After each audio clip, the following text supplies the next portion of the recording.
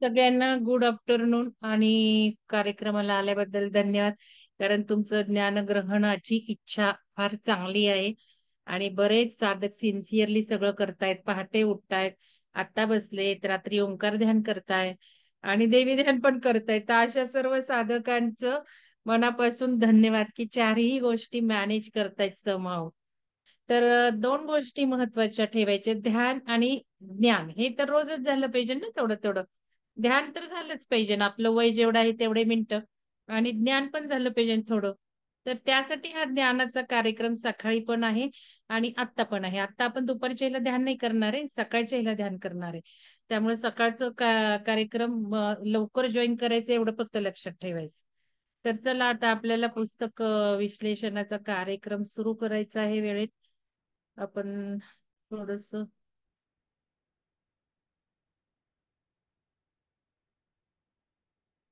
तर आता हा बघा, आपल्याला आपण काय म्हणतो, विहंगम ज्ञान गंगा पुस्तक विश्लेषण कार्यक्रम. आणि हे वाचलं का तुम्ही? विहंगम टेक्नो होलिस्टिक ऑर्गनायझेशनचे बोधनम 7वे हेवन सेंटर.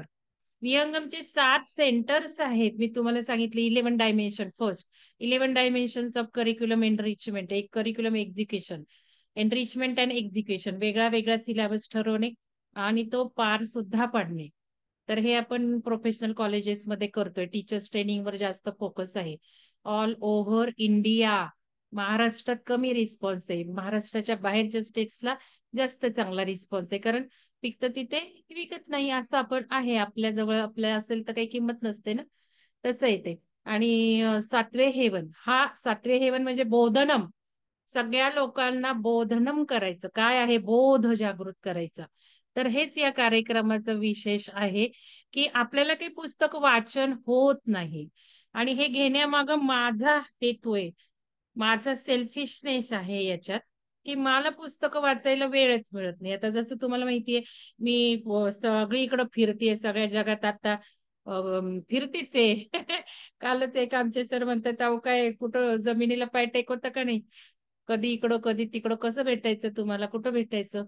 तर अरविंद आश्रमात जाऊन आले पोंडेचेरीला, हेही माहिती, थर्स्ट होती की पोंडेचेरी आश्रम बघायचा, पोंडेचेरी आश्रम बघायचा. आणि पुस्तकं काढली आणि अशी श्वास घेऊन तिथनं पुस्तकं काढली. मला जे नॉलेज जास्त आवडेल आणि माझ्या विकासाला महत्व देईल, माझ्या साधकांच्या विकासाला, ती पुस्तकं माझ्या हातात येईल. एवढं बघायला वेळ कुठं होता?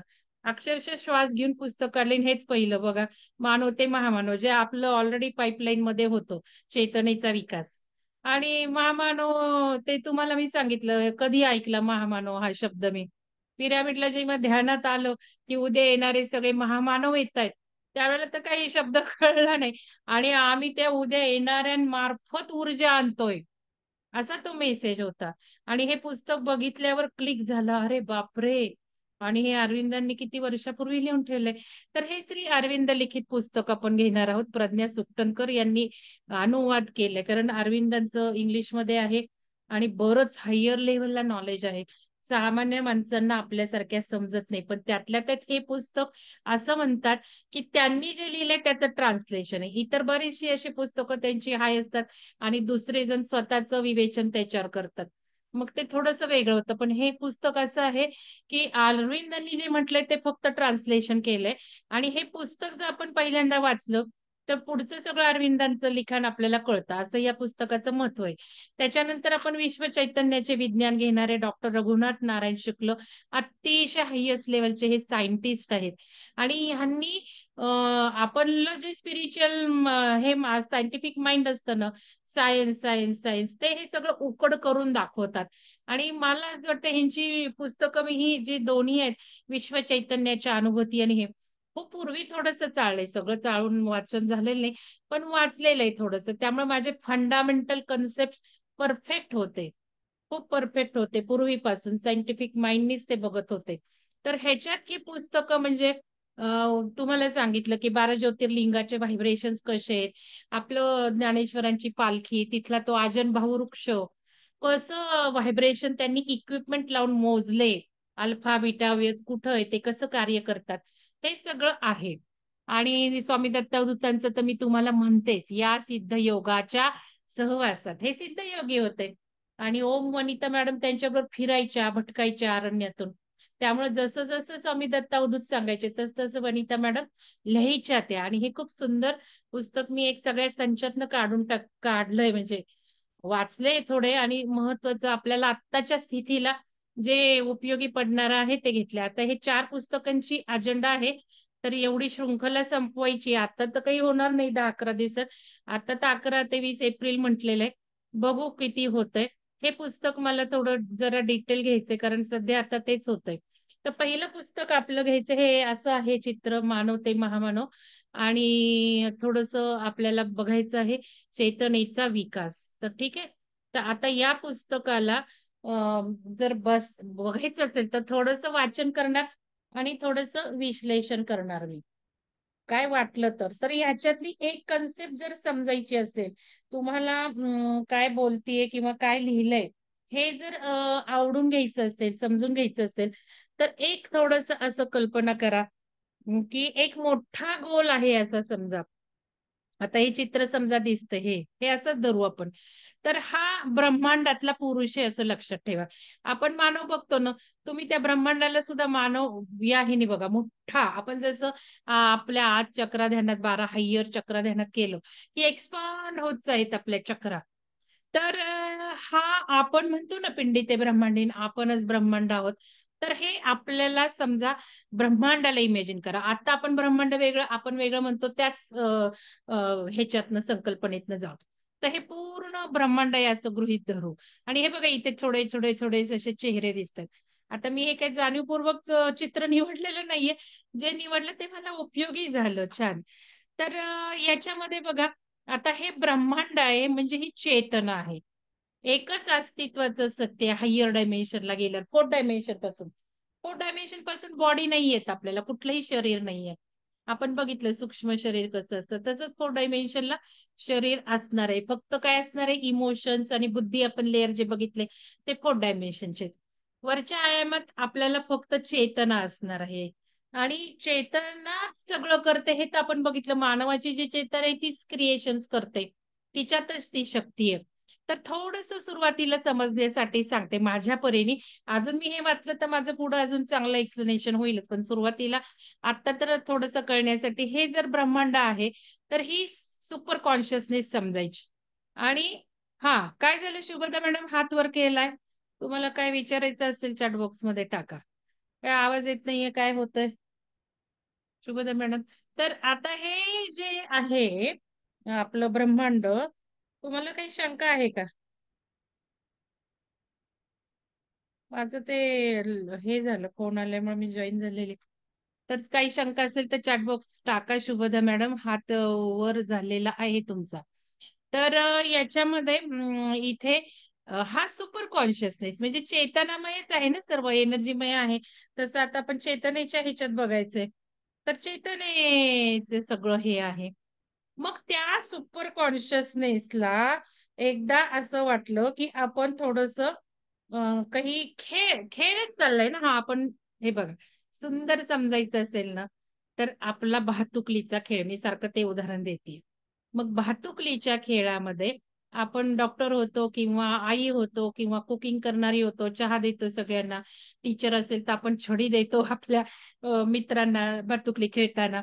आणि हा रोल आपण घेतलेला असतो. "ए मी टीचर होईल, तू स्टुडंट हो. मी डॉक्टर होईल, तू पेशंट हो. मी आई होईल, तू मुलगी हो." असं. तर असंच झालेलं आहे हे सगळं, की ती जी परमचेतना आहे, तो आपण जो काही परमेश्वर म्हणतो, त्याला इच्छा झाली, की चला गेम खेळूयात. काहीतरी क्रिएशन हे गेम.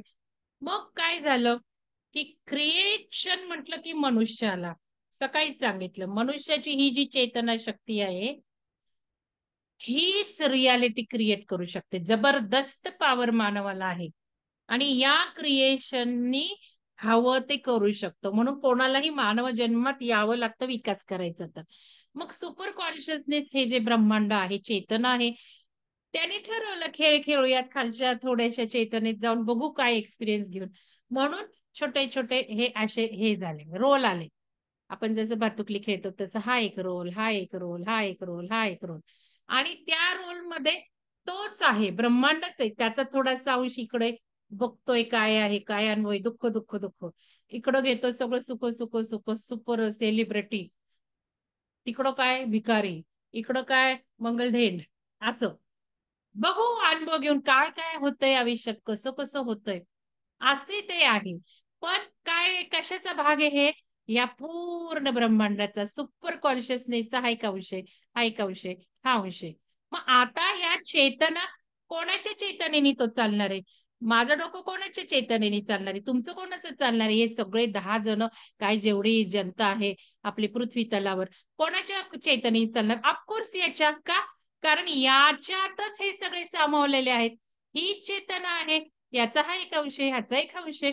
म्हणजे बघा, आपण एखादा सागर लक्षात घ्या, सागर आणि सागरातला एक बिंदू वेगळा करता येतो का? मग त्या बिंदूला कशाच्या क्वालिटीज असणार आहेत? सागराच्याच पाण्याच्या. सेम तसंच आहे. मग आता मंगलढेंड आणि तुम्ही किती जण बसलायत? 37, 36 जण बसलायत. माझ्या डोक्यात जे काही येणार आहे ते तुमच्या येणारच आहे. आपण बघतोय. कारण इथे माझी जी इच्छा आहे तुमच्याबद्दल ती होतीये. तुम्ही येताय पुढं. हे बघितलं का कसं आहे? आणि तुम्हाला जे वाटतं मंगल मॅडमनी हे करावं आणि मला हे यावं, ते मी करतेय तुमच्यासाठी. वन टू वन तुम्ही मला करून घेताय, मी तुम्हाला करून घेते. म्हणून ग्रुप डायनॅमिक्स, म्हणून दीपाली मॅडमचा मेसेज सकाळी वाचून दाखवलं. हेच सत्य आहे, लक्षात घ्या. तुम्हाला जे हवे ते मी देतीये, मला जे हवे ते तुम्ही करताय. म्हणून आपण एकत्र ग्रुपमध्ये म्हणजे थोडक्यात काही व्हायरस जसा इन्फेक्शन होतो, सगळीकडे पसरतो, तशाच या चेतना, या ब्रह्मांडीय चेतनेला, सुपर कॉन्शियसनेसला, परम ईश्वराला, काही नाव द्या त्याला, त्याला जे वाटतं तेच तुम्ही वागणार. त्याची जी इच्छा आहे तीच तुमच्यात उतरणार. त्याला वाटतंय तुमच्या माध्यमातून दुःख बघून बघू दुःख हा क्रिएट करतोय. तुमची इच्छा तुमचं पण आहे त्याच्यात. कारण आपण भातुकली खेळताना म्हणतो ना, मी स्टुडंट होणार, मी नाही बाबा टीचर होणार. असं पण चॉईस असतो. तसंच इथे आपलं काही इंटेन्शन आहे, आपलं काय त्याच्यानुसार हा रोल आहे. आता होतं काय, भातुकली खेळताना आपण चिडे खेळतो. समजा कॅरम खेळतो लहानपणी आणि सोंगटी, सोंगटी मला नाही आली की रडत बसणार मी आणि डाव सगळा उधळून देणार. तुला आली ना सोंगटी, चला कॅरम उधळलं. चिडीचा डाव म्हणतो आपण त्याला. सेम आपण आता आयुष्यात तसंच वागतोय. आपल्याला दुःख आलं, मग आपण पोहोचतो. हे काय, हे काय, मला दुःख, मला दुःख, हे काय चाललंय माझं आयुष्य, काय भोग भेटले, काय झालंय, रडू, रडू, रडू, रडू त्यातच बसायचं. सेम आपण लहानपणासारखं वागतोय आता. म्हणून आपल्याला थोडं थोडं हायर हायर नॉलेज गेलंय, की अरे हा खेळ चाललाय, हे नाटक चाललंय. म्हणजे काय चाललंय, की दिसतंय तसं काहीच नाहीये. कोण खेळवतंय? कोण खेळवतंय? हा सुपर कॉन्शियसनेस. का खेळतोय? त्याची इच्छा. मग आपल्याला का क्रिएट केलंय? तो एवढ्या हायर लेव्हलला क्रिएशन करू शकत नाही. क्रिएशनची शक्ती लोअरलाच आहे. यामुळं खाली उतरावं लागतं मानव जन्माला. आता हे आपण आता लोअर कॉन्शियसनेसला आहोत. पण परत आता आपल्याला जायचंय. बस डाव संपला आता. आपला डाव संपलेला आहे. म्हणून आता मानव ते महामानव बघा काय लिहिलेलं आहे अरविंदांनी. आता थोडंसं समजायला लागेल. तर मी थोडंसं वाचणार. मला काय वाटतं ते मी एक्सप्लेन करणार. तर हे बघा पार्श्वभूमी प्रास्ताविक वाचणार आहे.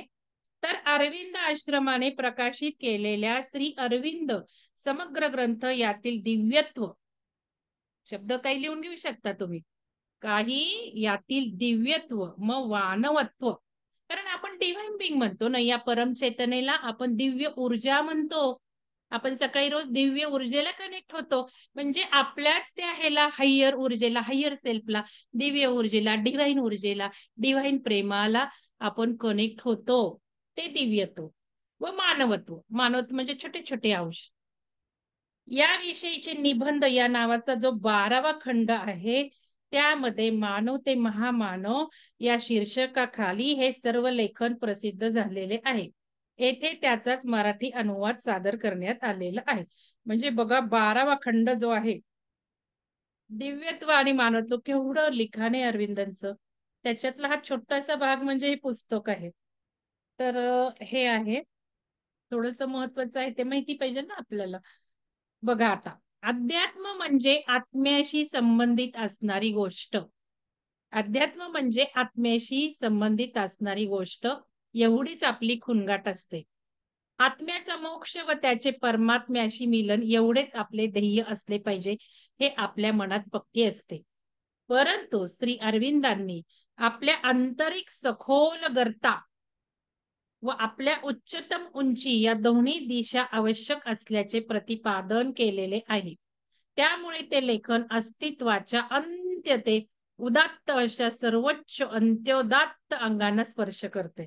याचा अर्थ असा आहे, इथे अरविंदांनी एक विचार मांडलेला आहे. तो अजून मला ॲक्सेप्ट झालेला नाही. मला विचार करायचा आहे त्याच्यावर.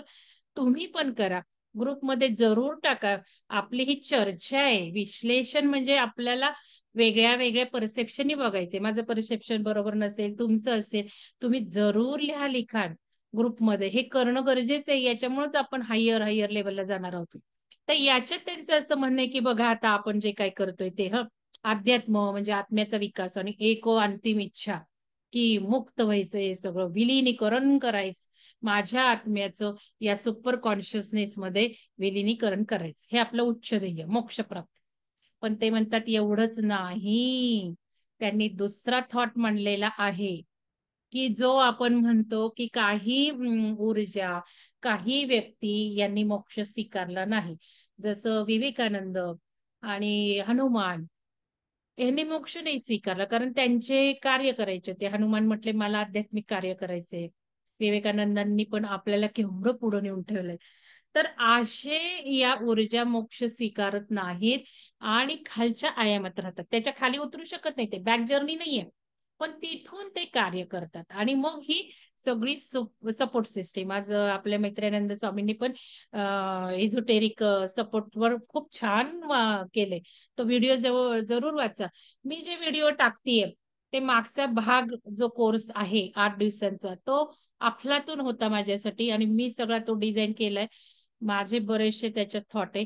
म्हणून तो मी एकदम हायर लेव्हलला घेऊन त्याला रोखलं थोडंसं आणि तिथेच मी सगळं टाकणार आहे. कारण इथे पुस्तक विश्लेषणात तुम्ही थॉट मांडायचे, तुम्ही डिस्कशन करायचं. मला जे वाटतं ते मी त्या ग्रुपवर टाकणार आहे. तर तो ग्रुप सोडू नका अजूनही. तर हे सांगतेय मी. तर ह्या पुस्तकात अरविंदांनी मांडलेले आपण ह्याच्यावर विचार करूया. तुम्हाला काय वाटतं बघा? म्हणजे हे बघा आता हे सगळ्यांच्या मत आहेत. कोणी खूप नावं ठेवतं. आता हे जे काही कार्य समजा माझंच उदाहरण घ्या. मी काय तुम्हाला सांगते ह्याला खूप नावं ठेवणारे आहेत. पण पत्रिजींनी बघितलं, पत्रिजींनी सगळ्यांना मास्टर व्हा म्हटलंय ना आणि आज जे काही पिरॅमिड BSSM करतंय, येऊन प्रत्येक जण शिकवतंय. त्यामुळे ही लाट सगळ्यांपर्यंत पोहोचली, कॉमन माणसांपर्यंत पोहोचली. पूर्वी तसं नव्हतं. पूर्वी सगळा कंट्रोल होता. हे ज्ञान काही सांगायचे नाही. ध्यानधारणेचे फलित कोणी सांगायचे नाहीत. ठराविकच व्यक्ती गुरु आणि गुरूतनं ते शिष्य, बाकी कोणाला अथॉरिटी नव्हती. त्यामुळं हा विचार मला पटत नाही. कारण मी 10 वेळा, 100 वेळा विचार करते माझं बरोबर चाललंय. कारण मोठ्या-मोठ्या माणसांना मी विचारून करते. आता स्वामीजींना गेल्यावर विचारणार आहे, "थांबवू का स्वामीजी हे? मी काय बरोबर करते? थांबा म्हटलं तर थांबवते." कारण आत्ताची माझी स्टेट बघा आणि मला आता सांगा. तर हे इथे अरविंद म्हणतात नाही. काही केवळ विलिनीकरण हे नाही, त्याच्या पुढचं त्यांनी म्हटलेलं आहे. मानव म्हणून असणारे आपण इथे, या पृथ्वीवर का आलो? कसे आलो? आज आपण काय आहोत? आपल्याला इथे येण्याबाबत जे प्रयोजन आहे, त्याची पूर्तता करण्यासाठी आपण काय करणे व कसे असणे हे आपले कर्तव्य आहे. आणि आपण पुढे काय असू शकतो किंवा असणार आहोत याबाबतच्या प्रश्नांचा मूलगामी विचार अरविंदांनी केलेला असल्यामुळे आपल्या मनात नवीन प्रकाश पडतो. बघा, किती साली अरविंदांनी हा विचार केला. इतकेच नव्हे तर आपल्यावर जे परंपरेने लादलेले असते, की इच्छा नको, अलिप्त व्हा, अहंकार नको, ते सगळे का व कोणत्या अर्थाने? त्याचा नेमका व योग्य अर्थ कळायला मदत होते. आपल्याला हा जो मोला महागाईचा जन्म मिळाला आहे, तो वायाच गेला की काय? अशी आपल्याला वाटणारी चिंता दूर होते आणि त्यामुळे अर्थातच आपल्या शांतीच्या दिशेने एक पाऊल पडतं. म्हणजे अजून हा एक सुंदर विचार मांडला, की आपल्याला दुःख होतं ना, की किती मी आता वयाच्या कितव्या वर्षी माझे डोळे उघडले, कितव्या वर्षी कळलं, मी भरभर भरकटले, किती आयुष्य धाव-धाव करून केलं, किती महत्वाकांक्षा, किती काय. आता हे जर स्वामी मैत्रानंदांचा आजचा व्हिडिओ ऐकला, लाईव्ह पण ऐकला, तर ते उलटच म्हणतात. पण बघा, असं बऱ्याच स्पिरिच्युअल माणसांनी म्हटलंय, संन्याशी जो असतो त्याचा आध्यात्मिक विकास खूप सोपा असतो. पण जो संसारात राहून अध्यात्म करतो, तो हायर लेव्हलचा सोल असतो. कारण सगळंच मॅनेज करतोय. तो घर मॅनेज करतोय, कुटुंब मॅनेज करतोय, अर्थार्जन करतोय. शिवाय अध्यात्म करून स्वतःचा विकास करतो. आणि जे कमी मॅनेज करू शकतात ते संन्याशी बनतात. असेही विचार मांडलेत. प्रत्येकाचं ओपिनियन वेगळं-वेगळं. त्यामुळं आपल्याला जे काही रेझोनेट होतं ते आपण बघायचं. त्या ह्याला कारण आता या जन्मी काय आपण प्रोग्राम घेऊन आलो. भले जे काही साधू संत असतात किंवा संन्याशी असतात त्यांना खूप हायर मिळते असं काही नाहीये. हायर लेव्हल असते काही नाही, उलट ते मूलाधारात अडकलेले असतात, लक्षात घ्या.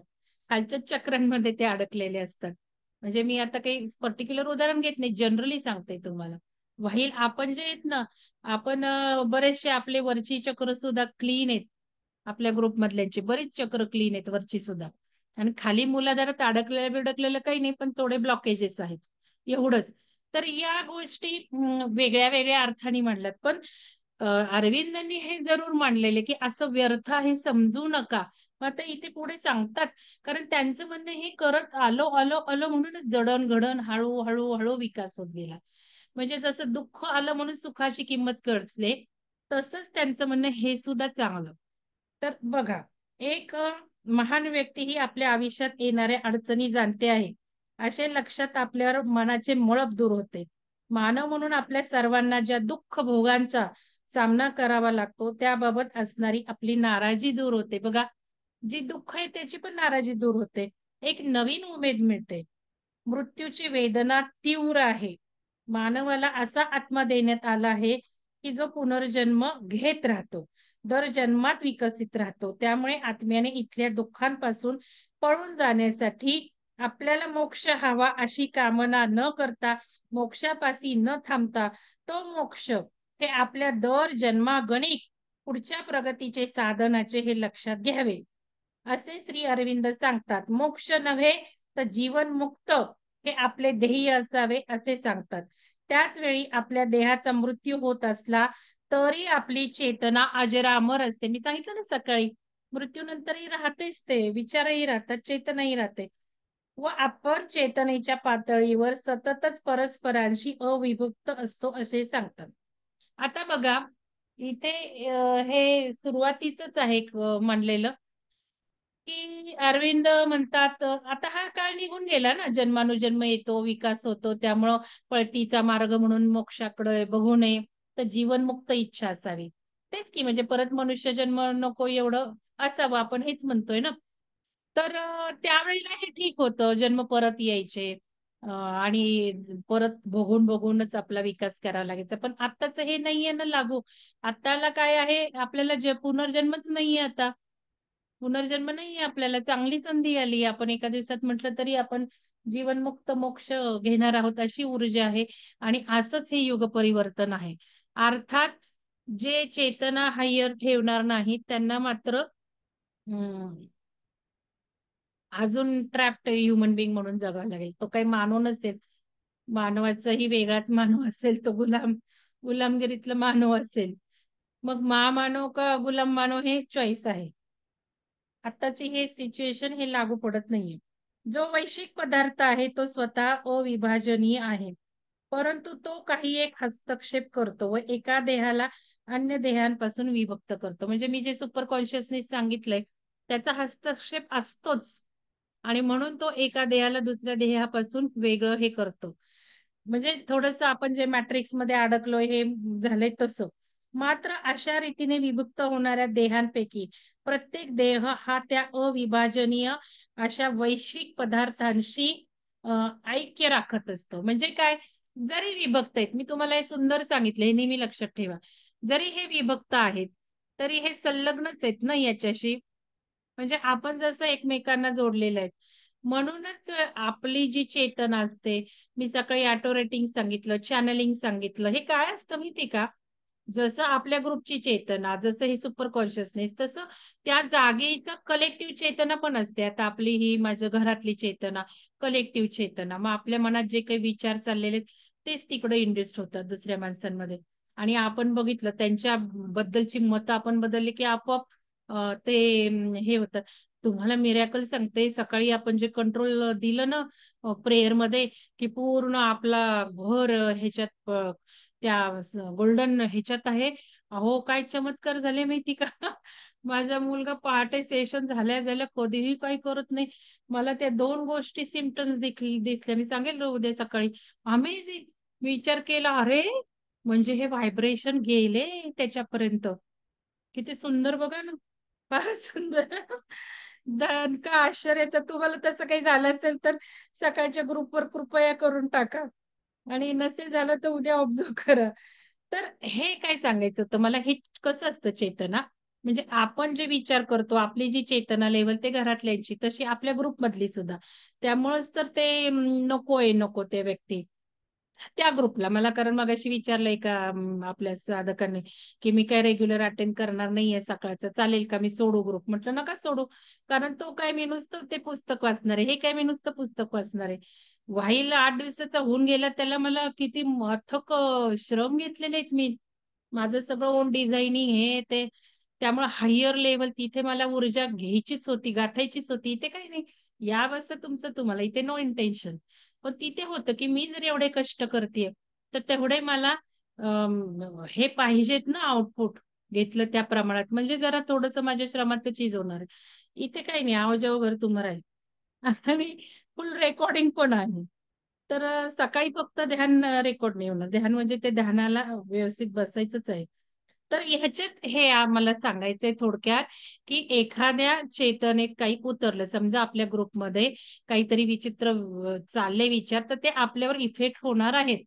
म्हणून ह्या ज्या काही ऑटो रेटिंग आहे, चॅनलिंग आहे, तो तोच भाग असतो, की त्यांच्या इच्छा असतात, ते आपलं साधन म्हणून उपयोग करतात आणि आपल्याकडनं हवं ते करून घेतात. आणि मग माझं एक आहे, की तुम्हाला पण कळेल, आपण कोणाच्या कंट्रोलनी नाही राहायचं. आपलं जे आहे ते आपण करायचं. आपली फ्री विल, आपली इच्छा, आपलं ओन इंटेन्शन बास. म्हणून मला ते मी बघितलं का ऑटो रेटिंग होतं, कुठून हे नॉलेज येतं, काय येतं, बंद करून टाकलं. आपल्याला हां, मला वाटलं ना हे मला उपयोगाचं आहे, मी करेल ना, पण त्यांच्या चेतनेतून आलेलं नाही. कारण कुठलीही चेतना आजूबाजूला कलेक्टिव्ह कॉन्शियसनेसमध्ये असेल आपल्याला माहिती नाही. म्हणून तर आपण आता ही चांगली-चांगली पुस्तकं वाचतोय, की चांगल्या कलेक्टिव्ह चेतनेला, कॉन्शियसनेसला आपण जोडले जातोय आणि बरोबर आपल्याला ते व्यवस्थित डायरेक्शन देणार आहेत. तर हे झालेलं आहे. आपल्या प्रश्नांची उकलमध्ये काय लिहिलंय बघा. आपल्या असंख्य प्रश्नांच्या मुळामध्ये काय आहे, हे आपल्याला समजले बघा. आपल्या असंख्य प्रश्नांच्या मुळामध्ये काय आहे हे आपल्याला समजले, तर त्याचे उत्तर मिळणे सोपे जाते. म्हणजे मूळ बघायचं. प्रश्न पडतात ना खूप वेळा. पण का? म्हणजे जसं मी सकाळी राधिका मॅडमना म्हटलं, "मॅडम तुम्ही लिहिताय, 7-8 तास घालवताय. पण खणा ना खोलवर का लिहितीये मी, का लिहितीये?" तसे काही का हे टेक्निक शिकवलं. म्हणून मागच्या वर्षाचे कोऑर्डिनेटर पुढे गेले त्यांच्या आयुष्यात. त्यांना हे पर्सनल कोचिंगमध्ये हेच शिकवलं. का? प्रत्येक काही आलं की का? का? पुस्तक विश्लेषण घ्यायचे. का? अरविंदांचं घ्यायचंय. का? अरे कॉन्शियसनेसचं आहे. मग का? 10 वेळा तरी का विचारायचं एका काला. म्हणजे खऱ्या मुळापर्यंत आपण जातो. आणि तुम्हाला सांगू, असं जर तुम्ही का करत गेला ना, आपली उत्तरं बदलतात. उत्तरं बदलतात. असं मी विचारलंय, मला हे प्रोग्राम घ्यायचे. का? तर काहीतरी सामाजिक कार्य करायचंय. का? माझ्याजवळ भरपूर नॉलेज आहे. ते इतरांना उपयोग झाला पाहिजे. का? मग पब्लिसिटी हवी आहे? नाव हवंय? पैसा हवाय? काय? का? वेळ घालवायचाय? का? असं विचारत गेल्यावर आपल्याला सापडतं आपल्या हृदयाच्या कप्प्यात काय आहे. हृदयाच्या कप्प्यात हवं आहे ज्ञानाची भुकेली मी. ज्ञान घेतलं की छान वाटतं. मग आता हे पुस्तक विश्लेषणाचा कार्यक्रम का घेतीये? मगाशीच सांगितलं मला वाचायचंय. मला वेळ मिळत नाही म्हणून मी घेतीये. म्हणजे काय मला एक व्यक्ती असली तरी चालणार आहे. माझं वाचन होणार आहे. माझं इंटेन्शन साध्य होणार आहे. ठीक आहे. तर तुम्ही पण असं प्रश्नांच्या मुळापाशी जा, असं ह्यांचं म्हणणं आहे. आणि खूप छान प्रोसेस आहे ही. जरूर शिका आयुष्यात. म्हणजे वरवर आलेली उत्तरं ट्रिमंडस बदलून जातात आणि मग आपलं कधीही चुकीचा वेळ जात नाही वाया. आपल्या असंख्य प्रश्नांच्या मुळामध्ये काय आहे हे आपल्याला समजले, तर त्याचे उत्तर मिळणे सोपे जाते आणि श्री अरविंद नेमकी हीच गोष्ट करतात. त्यामुळे त्यांचे लेखन वाचायला लागल्यावर आपल्या प्रश्नांचे अवडंबर छोटे होऊन जाते. श्री अरविंदांनी केलेल्या थेट व प्रत्यक्ष मार्गदर्शनामुळे आपल्याला वैचारिक दिशा तर मिळतेच, शिवाय आपण आपल्या स्वतःच्या आंतरिक मार्गदर्शकाकडे, बघा किती छान वर्ड आहे, आंतरिक मार्गदर्शक, याहून कुठलाही मार्गदर्शक महत्वाचा नाही, श्रेष्ठ नाही. आपला आंतरिक मार्गदर्शक.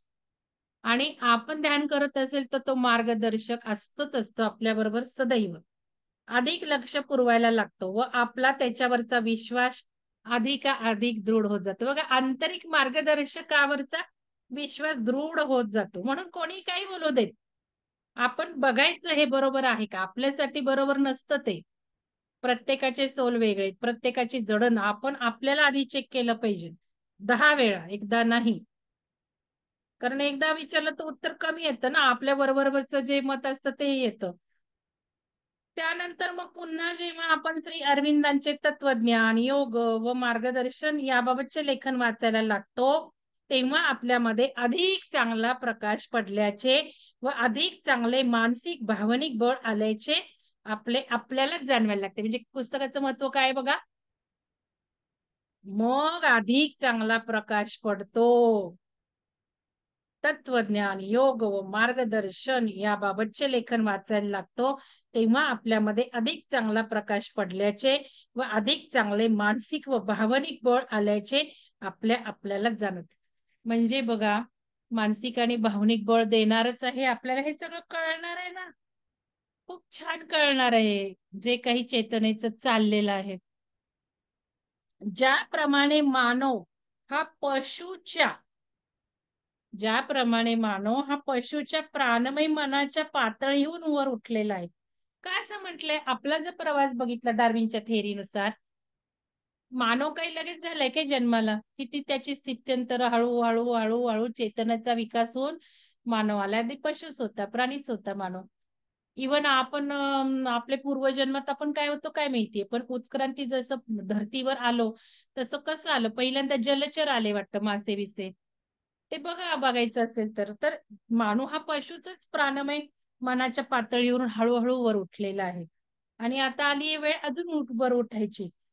तर त्याप्रमाणे आपण आपल्या मानवीपणाच्या मनोमय पातळीच्या वर उठून आपल्या मनोमय चेतनेहून अधिक श्रेष्ठ असणाऱ्या या चेतनेमध्ये प्रवास करून तेथे राहू लागणे. आपण आपल्या मनाला उन्नत करून त्याला अतिमानस होण्यामध्ये विकसित करणे. आपण संधी प्रकाशामधून प्रकाशामध्ये प्रवेश करून तेथे राहू लागणे. आपण आपल्या मनाच्या अर्धचेतन अशा चेतनेला उन्नत करून जी चेतना आज आपल्यासाठी परमचेतना आहे, अशी अतिमानसिक चेतना होण्यामध्ये आपल्या चेतनेला विकसित करणे. म्हणजे बघा, मी जो सांगितलं सुपर कॉन्शियसनेस हा जो आहे ब्रह्मांडाची चेतना, ती अतिमानस आहे ना, म्हणजे हायर क्वालिटीची आहे. मग आपल्या मनाच्या अर्धचेतन अशा चेतनेला उन्नत करून जी चेतना आज आपल्यासाठी परमचेतना आहे, अशी अतिमानसिक चेतना होण्यामध्ये आपल्या चेतनेला विकसित करणे. आपण आपल्या अरुंद कैदेतून कोंडून, अरुंद कैद वापरलाय शब्द, अरुंद कैदेतून कोंडून असलेल्या व बंदिस्त अशा अहमपणाला उन्नत करून त्याला परात्पर व विश्वात्मक असे व्यक्तिगत स्वरूपाचे होण्यामध्ये विकसित करणे. आपण आपल्या अर्धवटच परिणाम साधू शकणाऱ्या संघर्ष सामर्थ्याला उन्नत करून त्याला सिंहासनाधिष्ठ सम्राटाचे समर्थ सामर्थ्य होण्यामध्ये विकसित करणे.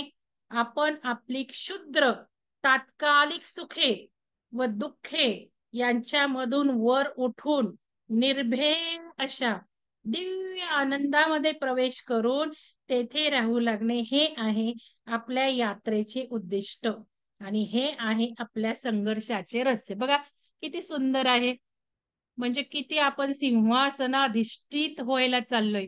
किती आपण अमूल्य करतोय, बघितलं आपण हे. तर आता याच्यामध्ये ही जी परमचेतना आहे, या सगळ्या आपल्या ज्या चेतना आहेत त्याच्यात डिझॉल्व्ह व्हायच्या तिथे. आणि केव्हा होणार आहे हे? आपलं जे सबकॉन्शियस आहे, तिथला कचरा निघाल्यावर आपलं चेतन, चेतन मन, अचेतन मन, अवचेतन मन सगळं एक्सप्लेन केलंय. मग आता अचेतन मन, अवचेतन मन मध्ये काय काय काय काय काय काय पडलंय ना, जन्मानु. मी मासा होते, मी वाघ होते, काय असेल ते सगळं पडलेलं असतं ना, तोच सोल असतो ना. लक्षात घ्या. हे सगळं काढून टाकायचे. हे स्वामीजींचा व्हिडिओ टाकलेला आहे आजचा. तो पूर्ण सप्तचक्राचा आहे. अल्टिमेट कालही केलं, आजही केलं. आपल्यातून रिझल्ट आहे. मस्त करून बघा. आणि मला जरूर टाकायचे अनुभव. कारण तुम्ही एकदा जरी केलं तरी अतिशय सुंदर रिझल्ट येणार आहे. नूतन मॅडम आता असले तर सकाळी तुम्हाला विचारलं होतं. तर ते काय झालंय ते कालचं परत टाका. आजचा व्हिडिओ अजून थोडी वेगळी क्रिया आहे. आणि या क्रिया करायला लागा. का? म्हणजे जेव्हा स्वामीजी येतील ना आपल्याकडे पुण्यामध्ये, त्यावेळेला तयारी ठेवा 10 दिवस तरी काढायची. तोपर्यंत हे क्रिया करून सगळं हे होऊन घ्या. म्हणजे लगेच हे सगळं जे काही आपल्याला इथे लिहिलेलं आहे ते त्यांच्या क्रियेने फास्ट होणार आहे. आपले विचार व शब्द यांना आतल्या आत थांबून टाका. बघा किती सुंदर आहे ना. आपले विचार व शब्द म्हणजे मौन. मौनाचं किती महत्व आहे बघा. आपल्या आतमध्ये स्थिर व हालचाल शून्य व्हा. वरच्या दिशेला असलेल्या प्रकाशाच्या आतमध्ये पहा आणि तुमच्या बाहेरच्या बाजूला तुमच्या सभोवताली जी विशाल अशी वैश्विक चेतना आहे तिच्या आतमध्ये पहा. ती तेजोमयता व ती विशालता यांच्याशी जास्तीत जास्त एकरूप व्हा.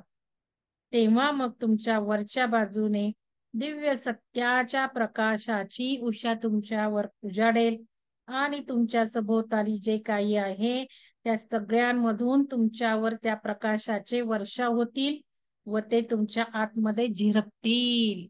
सभोवताल म्हणजे नेचर बर का. म्हणजे आकाशाकडे बघा, ताऱ्यांकडे बघा, त्यातीलच एक होऊन जा. सभोवतालचं म्हणजे माणसं, पिक्चर, टीव्ही, पुस्तकं. पुस्तकं चालतील, पुस्तकं चालतील, टीव्ही नाही चालणार. ह्याच्याकडे नाही बघायला सांगत आहेत ते. तर आत बाहेरच्या बाजूला तुमच्या सभोवताली जी अशी वैश्विक चेतना, तर जो नेचर आपण म्हणतो, नेचर मधनं गेल्यावर सिक्रिशन्स होतात, केमिकल सिक्रिशन्स होतात, आपल्याला पुढे जायला मिळतं. आपण ते बघितलं प्रोफिशियन्सी पुस्तक, प्रोफिशियन्सीचं पुस्तकात त्याच्यात छोट्या छोट्या झाडांबरोबर संवाद साधतात. इथे झाड आहे माझं, मोठंच्या मोठं झाड आहे. आणि ह्याच्या बरोबर संवाद साधतात, त्याला व्हायब्रेशन देतात, त्याच्याकडनं लव लाईट घेतात. तो काय आपल्याला पाठवतं तेही कळतं. हे पुस्तकात बघितलं आपण. आणि म्हणून तर आपण झाडांनी वेढायचे आपण म्हटलेलं आहे. तेव्हाच तर ही सगळी झाडं ठेवली. हे मागचं झाड सगळं हिरवं केलंय. इवन सोफ्याचंही कव्हर बदललंय आणि हिरवं केलंय. हे सगळं सांगितलंय. हृदय चक्रावर काम करायचं होतं त्यावेळेला. तर याच्यामध्ये आपण बघितलं तर हे निसर्गात ही वैश्विक चेतना असते ना, ही सुपर कॉन्शियसनेस, तो जास्त असतो. आणि आपण हायर चेतन गेलं की तिथनं आपल्याला लगेच येणार ना छान छान छान छान. म्हणून तर झाडाला कवटाळायचंय. मी विपश्यनेला लॉनवर फिरून झाडांना कवटाळत होते. तुम्हाला लो पाठवत होते. काही जणांना कळलं, काही जणांना कळलंच नाही. तर बघा हे ह्याच्यात हेच म्हटलंय. म्हणून निसर्गात जाण्याला महत्व आहे. मन हे त्यांच्या निश्चल नीरव शांततेच्या बाबतीत जेवढे तीव्र असले पाहिजे त्यांच्यापेक्षा मनाची त्याच्या पावित्र्याच्या बाबतीतली तीव्रता जराही कमी असता कामा नये. बघा मन हे त्याच्या निश्चल नीरव शांतीच्या बाबतीत जेवढे तीव्र असले पाहिजे त्याच्यापेक्षा मनाची त्याच्या पावित्र्याच्या बाबतीतली तीव्रता जराही कमी असली नाही. शिवाय त्या मनाच्या ठिकाणी विशालता पण असणे. म्हणजे मन आहे ना, मन हे मनच सगळं चेतना आहे ते क्रिएट करत असते. मन फार महत्वाचं आहे. त्यामुळं मन विशाल पाहिजे, मन पवित्र पाहिजे आणि मन निरव शांततेत सुद्धा असणं गरजेचं आहे. आज सकाळी प्रोग्राम झाल्यावर मी पहिल्यांदा 1 तास परत ध्यान केलं. परत 10:30-11ला केलं 1 तास. परत आत्ता केलं. खूप छान वाटतंय. सारखं ध्यानच करत बसावं असं वाटतंय. ठीक आहे, आता जरा थांबूयात. काही तुम्हाला शंका असतील किंवा काय, थोडं थोडं करू जरा, कारण सुरुवातीचं महत्वाचं आहे. नंतर मी काय एवढं वाचत नाही बसणार, महत्वाचे पॉईंट सांगणार आहे. तर आपण थांबूयात. तुम्हाला काही क्वेरीज असतील किंवा काय आपण करू शकतो अजून वाचताना, काही बोलायचं असेल तर जरूर बोला. मी तुम्हाला अनम्यूटची फॅसिलिटी देते. तर विचारा, काही प्रश्न असतील, काही समजलं नसेल किंवा तुम्हाला काही भाग घ्यायचा असेल या ह्याच्यात डिस्कशन मध्ये, किंवा तुम्हाला काही अनुभव आले का चेतनेचा किंवा काय, तुम्हाला काही ऍड करायचंय का? तर मी अनम्यूट केलेलं आहे तुम्हाला, तर तुम्ही जरा बघा काय करताय, जरा कॉन्ट्रीब्युशन करा. नुसतं बसू नका ऐकायला. आणि बसलायत की नाही माहिती नाही, का लावलंय आपलं लिंक आणि बसलाय काही दुसरी कामं करत, असं करू नका.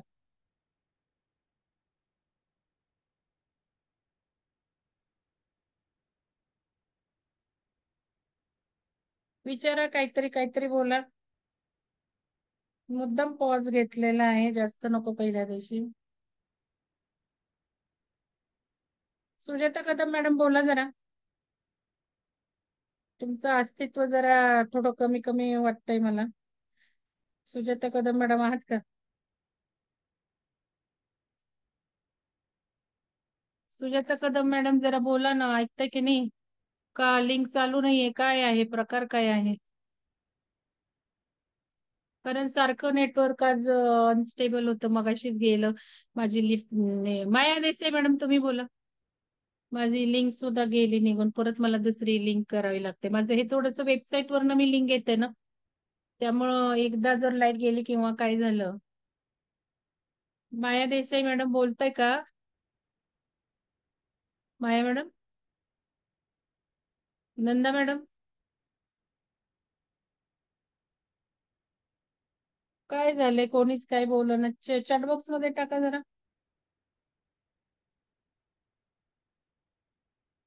वैद बघा, मनोज देन काय म्हणतायत, आवाज जरा कमी आहे म्हणून मी सांगते.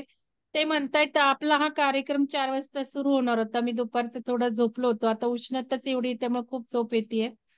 तर आपोआप त्यांना जाग आली की ही चेतना, हा कॉन्शियसनेस, की ती जाणीव आपल्याला उठवते, आपोआप उठवते. आणि ह्याला आपण जोडणं गरजेचं असतं, या ऊर्जेला. हे जोडलेलं आहे त्यामुळे जाग येते. तर फारच छान आहे. अजून कोणाला बोलायचं आहे? मॅडम मला पण तसंच झालं, आता 5 मिनिटानंतर मी जॉईन झाली सर. हो ना. हो. 4-5 ला अचानकच. जागी झाली. हो, अचानक मला एकदम झोप लागली आणि एकदम जागायला गेले. 4 वाजता क्लास होता आणि एकदम इतक्या झटक्याने उठली मी. पण ते तुम्हाला तुम्ही चेतनेत टाकलं होतं म्हणून त्यांनी आठवण करून दिली हलवून. हो. सबकॉन्शियस म्हणा की अचेतन अवचेतन, त्यामुळे तिने हो. जागा केलं. तुम्ही जर टाकलं नसतं ना हे हो. सिन्सिअरली, तर आहेत की आता किती लोक जॉईन नाही झाले, उद्या हो. म्हणतील मला आठवलंच नाही. काम असणं वेगळं, कामात जॉईन होणं शक्य नसेल ते वेगळं, पण आठवणीत आलं नाही गोष्ट वेगळी. तर हे चेतनेचाच भाग आहे. हो. आणि तारा मॅडमचं तर आहेच आहे, जास्त चांगलं सगळं सिन्सिअरली करतात मॅडम. तुम्ही खूपच ब्युटिफुल दिसत आहे मॅडम, मी तेच म्हणणार होते आधी. अहो लाईटच नाहीये आणि काय कसं खूप तरी नाही, ऍडजस्ट चेहरा केलं. खूप ग्लो करत आहे तुमचा. लाईट इफेक्ट आहे, लोक आहे, मला लाईट पण इफेक्ट आहे. मला पण असंच बनायचंय. तुम्ही छान आहात, छान आहात, सगळे आपण छान आहोत. आपल्याला जसं जसं आपण आहोत, आपल्यावर प्रेम करायचं आहे. आपल्याला प्रेम करायचं आहे आपल्यावरच. बोला, कोणाला बोलायचंय का नाही बोलायचंय? मॅडम मला मला मी एक सांगायचं होतं. हा. दा बोलते. काही नाही, ते जे अरविंदांच्या पुस्तकात आता तुम्ही सांगितलं ना की ते मौनाचं, तर मी काही वर्षापूर्वी ओशो खूप वाचायची कॉलेज. हम्म. हम्म. मला भरपूर ची पुस्तकं आवडायची आणि मी ऑलमोस्ट सगळी त्यांची वाचली होती. तर हम्म. हे कुठेतरी मला ते आठवल्यानंतर ना एक दिवस मी जनरल ट्राय केलं होतं, आपला जेव्हा मध्ये कोर्सेस काही नव्हते ना असे पाठोपाठ. तर एक हम्म. अख्खा हम्म. दिवस ना मी जास्ती कोणाशी बोलले नाही. लकीली त्या दिवशी माझे मिस्टर पण आउट ऑफ स्टेशन होते, तो घरात मी एकटीच होते. तर म्हटलं नाही जास्ती बोलायचं. आणि करून बघितलं तर ते मला स्वतःचा अनुभव एवढा वेगळा आला की त्याच्यात प्रचंड ताकद आहे मौनात राहणं. आणि मौनात म्हणजे कसं, त्यावेळेला मी ते स्पेसिफिकली केलं होतं, व्हॉट्सअपवर बघितलंच नाही. म्हटलं आपला संयम किती आहे बघूया, म्हणून अख्खा दिवस व्हॉट्सअपवर नाही. सकाळी फक्त मेसेज टाकला होता की माझं खराब आहे, मोबाईल खराब झालाय, तर दुरुस्त झाला की व्हॉट्सअपला मेसेज टाकून ठेवा दुरुस्त झाला, असं मुद्दाम टाकलेलं. त्यामुळे व्हॉट्सअपवर नव्हते, टीव्ही वगैरे लावला नव्हता, आणि फक्त माझी माझी कामं करत होते. संध्याकाळी जेव्हा 12 तास वगैरे जास्त झाले ना मॅडम, त्यावेळेला खूप फ्रेश वाटत होतं. म्हणजे त्या दिवशी एवढी ताकद जाणवली, म्हणजे आपण बोलण्यात किती एनर्जी म्हणजे फिजिकली पण आणि वाया जाते. तर घरात कोणी नसेल ना, तर गप्प बसण्यासारखं दुसरं सुंदर गोष्ट नाही. म्हणजे बाकी काही नाही केलं ना तरी नुसतं त्यामुळं गप्प बसलं बोलावंसं तरी वाटत एनर्जी सेव्ह नाहीये. होते. नाही मला वाटत, सुद्धा अजिबात मला नाही. सुद्धा बोलावंसं जास्त बोलावं असं वाटत नाही वाटत नाहीये. आहे. कारण आज स्वामींच्या व्हिडिओमध्ये फार आजचे त्यांचे बघा बरं का व्हिडिओ. हा बघा, राहिलेत आता, रात्री बघेन. त्यांच्याबद्दल खूप माहिती कळेल की हा ओशोंनी हा. कसं त्यांना नॉलेज ट्रान्सफर केले. आणि हम्म. आत्ताचे जे हे टेक्निक्स ते देत आहेत ना, ते ओशोंचेच आहेत, पण त्यांनी अजून ओके. सिम्प्लिफाईड त्यांच्या हा हा पद्धतीने हा. केले. त्यामुळे ते म्हणतात आत्ताच्या ऊर्जेला अजून हे जास्त लगेच तुम्हाला रिझल्ट ओके. येणारे आहेत. हा हा आणि हा हा. त्यांचा प्रवास त्यांनी सांगितला की किती त्यांनी पण म्हणजे हम्म. गोयंकाजी, सत्यनारायण गोयंकाजी बरोबर त्यांनी हो विपश्यना हो. केले, त्याचं ते सांगतात. अजून बऱ्याच हम्म. जणांचं सांगतात, त्यांच्याबद्दल तुम्हाला हम्म. माहिती कळेल. आणि ते हम्म. आज हेच बोलतात की आपण इतकी ओके. ऊर्जा घालवतो सगळ्या ठिकाणी, इतकी हम्म. ऊर्जा सगळ्या ठिकाणी घालवत असतो, काही गरजच नाहीये ही हम्म. ऊर्जा एवढी घालवण्याची. आता बघा तर मॅडम, हे मी अजून त्यामुळं ऐकलेलं नाहीये हा का. शब्दांमधनं सुद्धा ऊर्जा हम्म. जाती ना वाया, ती ऊर्ध्व हम्म. गतीला हम्म. लावायची गरज आहे. आपला हम्म. प्रवास असा झाला पाहिजे. हा बोला. म्हणजे अजून मी तर तुम्ही म्हटलात आता तेव्हा मला कळलं. तिथे मौन मैत्रिणींचा शब्द अजून मी व्हिडिओ नाहीये. ऐकला पण तिथे नाहीये, मौन तर मी आज शब्द रात्री नाहीये. मीच झोपताना तो सांगितलं ऐकते. जरा. हा तिथे मौन शब्द हा नाहीये, पण मी हा हा सांगितलं समजण्यासाठी. हा हा हा. काय म्हणत ओके होता ओके तुम्ही? Okay okay okay. तुम्ही नाही काय तेच, म्हणत आता होता? म्हणजे झोपायच्या आधी ते ऐकणार आणि झोपणार, म्हणजे मग त्या ह्याच्यात फ्रिक्वेन्सी मध्येच ते बरोबर. डोक्यात घोळत करेक्ट, राहत. Correct, correct. ते सबकॉन्शियस वर परिणाम करतं. मी त्यांच्या ज्या वॉटर क्रिया घेऊन आहेत मॅडम, त्यांच्या ज्या क्रिया आहेत ना स्वामीजींच्या, त्या जेवण झाल्यानंतर केल्या तरी चालू शकणार, कारण मी बघितल्या पण नाहीयेत 2 अजून तास काहीच. गॅप ठेवा ना. दीड 2 तरी तास तास गॅप. गॅप ओके ठेवा. ओके तेवढंच ओके पाळा. बाकी ओके ओके केव्हाही करा. मी ओके पाणी ओके. घेऊन बसले होते. तर आपली हं, हं, हं. वॉटर अफर्मेशन थेरपी जरूर करा. चला. हो हो विसरले हो. मी मगाशी. तुम्ही हं, हं, हं. घेतलंय का नाही? घेऊन बसत चला. आहे चला. घेतली. हं. काय काय अफर्मेशन द्यायचे द्या.